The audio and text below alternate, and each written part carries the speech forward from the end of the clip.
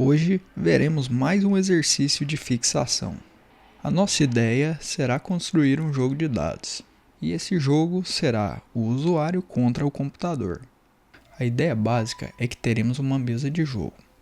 Nessa mesa, o usuário jogará 3 dados e o computador 3 dados. No final, vence a partida aquele que obtiver o maior valor obtido da soma dos 3 dados. Vamos ver na prática para que fique mais fácil o entendimento. Nós temos uma mensagem de boas-vindas e depois as instruções. Cada usuário joga 3 dados na mesa de uma única vez. O ganhador é quem possuir o maior valor obtido da soma dos 3 dados. Beleza, e agora a primeira coisa que temos aqui é o jogo vai começar. Digite a letra J para jogar os seus dados. E vamos entender o que aconteceu. Ao pressionar a letra J e teclar Enter, seus dados foram jogados na mesa. Você tirou 6, 5 e 4. Após a sua jogada, foi a vez do computador e aleatoriamente foram gerados valores para o computador. Os dados dele caíram nos números 2, 1 e 5. Por fim, é mostrada uma mensagem dizendo que eu venci. Isso porque o somatório dos valores dos meus 3 dados foi 15. Já o valor obtido pelo computador foi 8. E percebam que podemos ter mais duas situações diferentes aqui. Uma em que o computador vence e outra de empate. É exatamente isso que eu quero que vocês façam. Os links com a estrutura inicial do projeto e a solução estão nos recursos do curso. Pause o vídeo e tente resolver. Bom, e ao abrir o projeto vocês verão as instruções, como de sempre. E notem que dessa vez também já deixei aqui algumas imagens construídas com caracteres ASCII, que são as representações para as faces dos dados. Assim, nós já podemos começar com a nossa resolução. E a primeira coisa solicitada é que façamos a importação do módulo Random. Aqui, um detalhe interessante é que se usa 3 aspas quando se quer um texto que possui múltiplas linhas. Nós temos então as 6 faces dos dados e vamos para o passo 2. Crie uma lista que possui todas as faces do dado. Aqui o que faremos é utilizar aquela ideia de listas alinhadas. Nós podemos criar uma lista e agora nós vamos trazer todas essas faces aqui para dentro. Perfeito, vamos para o passo 3. Mostre uma mensagem de boas-vindas e um resumo de como o jogo funciona. Vamos utilizar a nossa função print.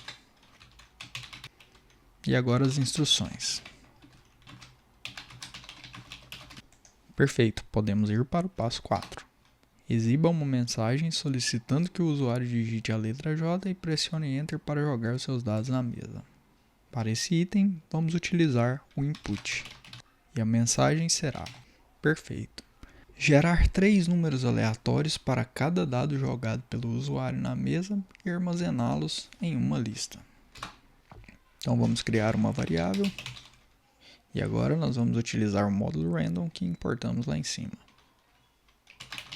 Os dados, como bem sabemos, vão da face 1 à face 6. Então vamos utilizar o range int de 1 a 6. Perfeito?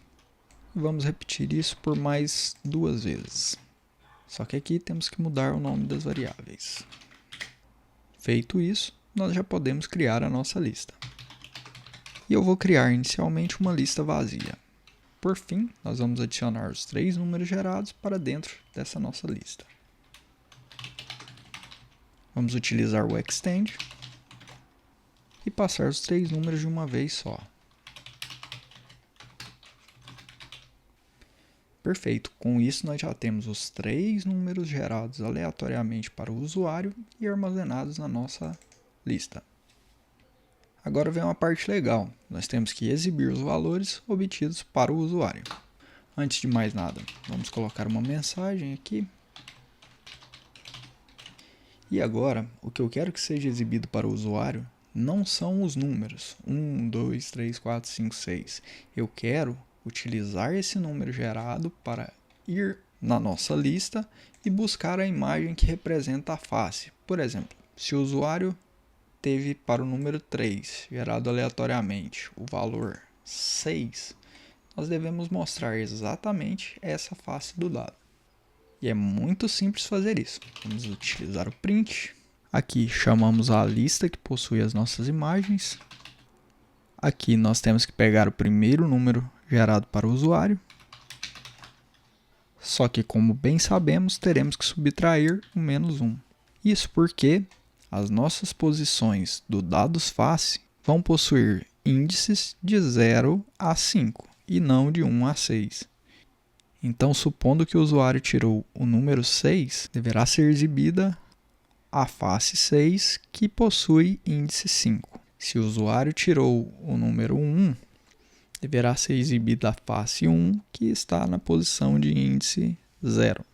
Só que nós também temos que mostrar os valores dos outros dois dados. Então vamos concatenar aqui, mais uma vez dados face, só que agora número 2, e temos que mais uma vez utilizar o nosso menos 1.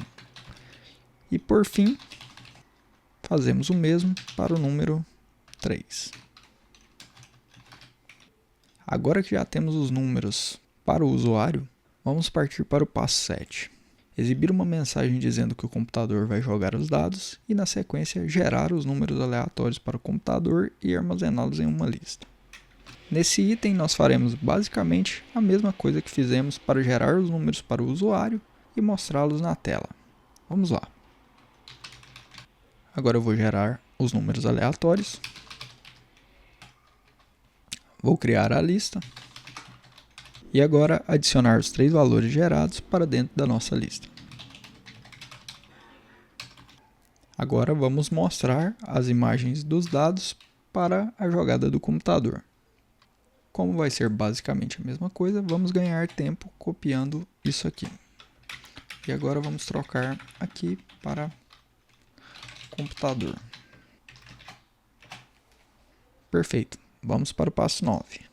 Utilizar as listas e os índices para calcular o total de pontos de cada jogador através da soma dos valores obtidos nos 3 dados. Nós vamos fazer isso da seguinte forma. Nós temos a nossa lista números do usuário, que possui os 3 valores gerados aleatoriamente para os dados do usuário. Sabendo disso, o que podemos fazer aqui é acessar essa lista e obter os 3 valores utilizando os seus índices. O índice 0 para o primeiro valor, o índice 1 para o segundo e o índice 2 para o terceiro. Ficaria assim. Com isso, nós temos os 3 números sendo somados. Vamos fazer o mesmo para saber os pontos do computador. Muito bom. Agora o que temos que fazer é simplesmente imprimir o resultado do nosso jogo. E nós faremos isso utilizando as estruturas condicionais. A primeira situação é a situação empate. Se o total de pontos do usuário for igual ao total de pontos obtidos pelo computador, o que faremos é imprimir. O jogo terminou empatado. Vamos utilizar uma f-string aqui para mostrar o total de pontos.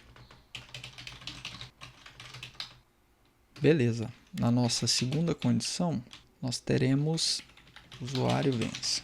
Total pontos usuário maior que total pontos computador. Nós vamos informar que o usuário venceu. Aqui eu esqueci de um /n. Vamos colocar aqui para quebrar a linha. Mais uma vez, vamos mostrar o total de pontos. É a mesma coisa daqui de cima. Por fim, a última situação, o computador vence. Então, se não teve empate e se o usuário não ganhou, o que nos resta é que o computador venceu. Vamos copiar essa linha novamente. E é isso. Se não tivermos esquecido de nada, nosso código deverá funcionar perfeitamente. Vamos executar. Foi exibida a nossa mensagem de boas-vindas, as instruções, e aqui nós temos que o jogo vai começar e é pedido para o usuário digitar a letra J para jogar os seus dados.